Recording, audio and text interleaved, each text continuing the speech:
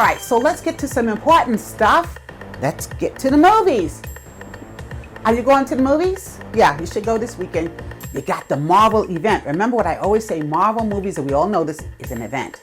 You don't have to be a Marvel fan to necessarily like it, but you do have to like special effects and superheroes and things like that. All right, so Logan is coming out this Friday. You got Wolverine. He's a little older now, not feeling quite as well as he should, and he's driving a limousine. Yeah, he has a regular gig like you and I would have.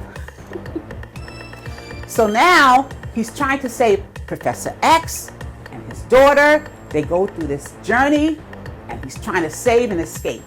Because, you know, everybody's always after these superheroes. It's just the way it is. I'll just say that. All right, so we'll talk more about it after we've seen it, and then you won't think I'm just spilling everything. Because sometimes I spill.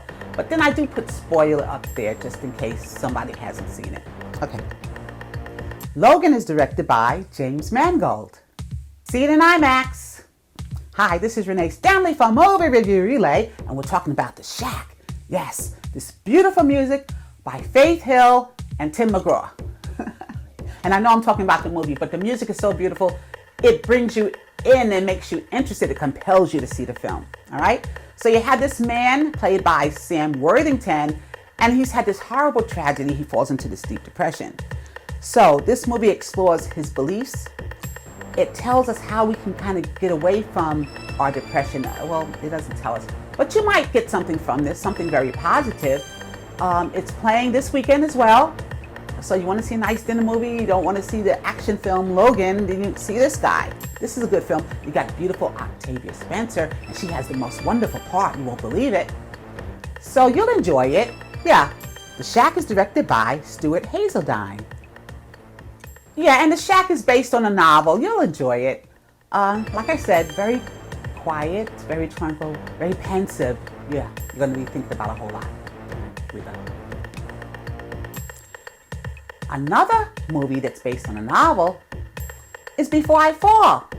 Hi, this is Renee Stanley from Movie Review Relay, and Before I Fall is another movie based on a novel about a 17-year-old who keeps reliving the day she died. And that's directed by Ry Russo-Young. Zoe Deutsch stars. All right, and a small amount of tidbits. We're going to talk about TV tidbits, and that's Masterpiece Theater.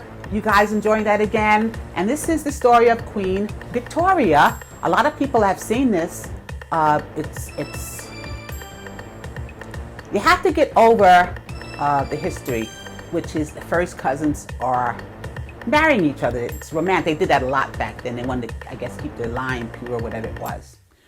So if you get over that, it's beautiful costumes, a lot of drama. It's very entertaining. All right, so think about it. Masterpiece Theater. It's on PBS, I believe, the public television. Yeah, there's a lot of good stuff on public television too. You can watch it. It's good. All right. Lethal Weapon on Fox is so good. I told somebody it captures the chemistry and the excitement of the movie. Years ago, there was a movie called Lethal Weapon, and it had Mel Gibson. It had Danny Glover, and they played Riggs and Murtaugh. And these are like a buddy cop movie, you know. And I figured, you know, it's going to be hard to capture that chemistry. But Damon Wayans is in it, Clayne Crawford, and Keesha Sharp. A lot of us know her. She's been around a long time. Very beautiful. And she does a wonderful job playing Murtaugh's wife, this lawyer, you know. And so you got to see this. If you have time, watch Lethal Weapon. If you like that type of thing, action, policey type of films, very good. And this is, I should say, show. But it's based on the film. So if you're a fan of the film, I think you might like this. Only thing I didn't like as much, and I don't usually talk negative. Most people know that. That's why, you know, if you watch me, you know I don't talk negative. But the Getz character does not have the same energy as the Joe Pesci character. You know, Joe Pesci was very animated and almost like maybe what a Kevin Hart would be today. A lot of energy, motor mouth, never stop. And this guy is fine, but it didn't capture the same spirit as the Joe Pesci character. That's all I'm saying. He's fine. You can still watch it. It's good.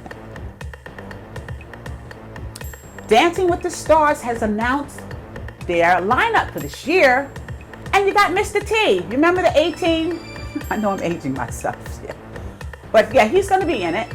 NFL player Rashid Jennings, he's in it. Olympic gymnast Simone Biles, she's in it. Jaro. Yeah, I know that date. Some people don't know who she is. She's a famous entertainer, dancer. She made her way quite well as an entertainer in a day where women, it was very popular, much more popular than it is now, to use our femininity. And yeah, she became a household word at one time, you know? Yeah, very popular at one point. The SNL comedian Chris Kattan, some of you might not know him either. He hasn't been on there for a while, but he's very talented as well. And you had the Glee alumni, which is Heather Morris. So I think you guys would like that. And you guys have to start looking at some of these cable shows. You know, some of you guys have seen Netflix shows, and you've seen some of the Marvel stuff that's on Netflix, but you also have to see the FX shows. The FX shows are good too. You got one coming on this weekend with Susan Sarandon, and it's called Feud. Susan Sarandon is playing Bette Davis. Jessica Lange is playing Joan Crawford, and these are the movie stars from a different era.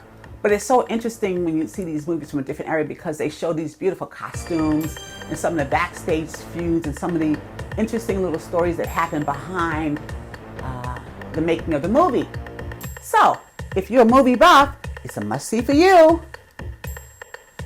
And a special mention to our girl, Rihanna. Yes, the singer. Everybody always talks about her and she's so bad, she's a bad girl. And she even says that herself. You know, it's funny. But she did some nice things too. Rhianna is quite a humanitarian. She's given a lot of time and money to a lot of good causes. So we want to give her that praise or that shout out this week because she was giving another award. I'll leave the link down, you know, so you can see it and look at it. And until we meet again, it's Renee Stanley for Movie Review Relay. God bless.